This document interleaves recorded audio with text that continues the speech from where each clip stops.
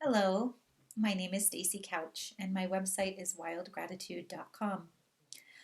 I'm here to share with you about a new online class that I recently released on archetypes related to learning. The class is called The Learners, Student, Dilettante, and Seeker. These three archetypes of all the archetypes are most closely associated with the learning process. And I cover all of that in the 4-part online class. Today, what I would like to do is give you a bit of a preview in terms of looking at the healing challenge that each of these archetypes faces. There are 2 levels of healing challenge that I talk about in the class, and today I would like to talk to you about that initial level of healing challenge. Now, what do I mean by healing challenge? I mean it's a point at which a person working with a particular archetype is challenged to move to the next level of consciousness or awareness, to evolve out of the shadow and into the light. In essence, it is a crisis. This first level of healing challenge is typically externally forced on the person, is an external crisis that happens to them. So first of all, let's look at the student archetype. For her, the healing challenge occurs when she meets a teacher that she can't impress, when she is not able to pass a test or become certified or graduate with a certain degree. She hits some sort of educational hurdle, something that she can't pass academically. It's because she's come to the level where they're asking questions of her that don't have one right answer. And this is really hard for the student who is not fully matured yet. She has a really hard time with ambiguity.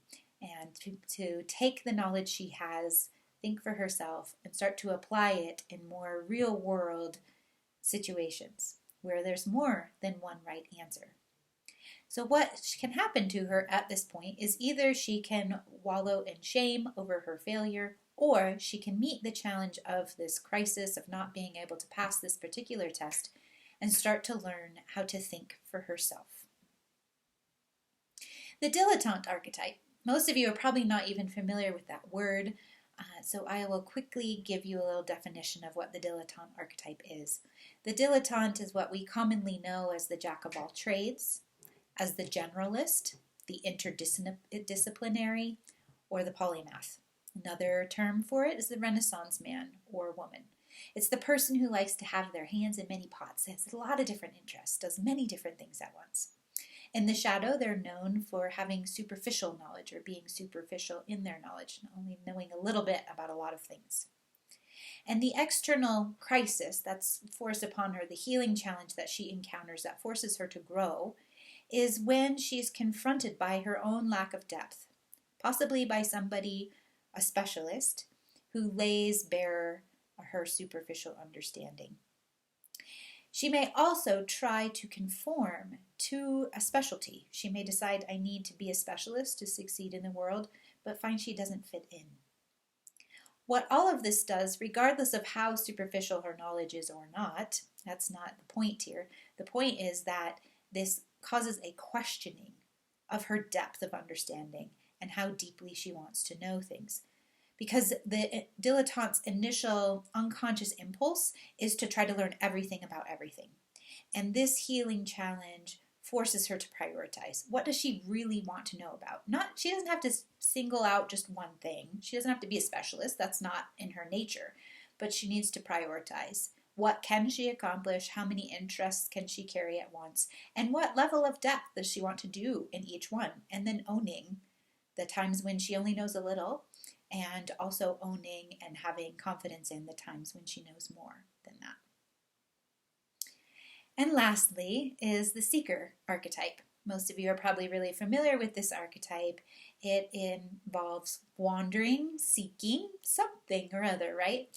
And what happens is eventually the seeker comes to a point where she is really miserable. She hasn't been able to find what's missing. She doesn't even know what's missing. She becomes that classic lost soul.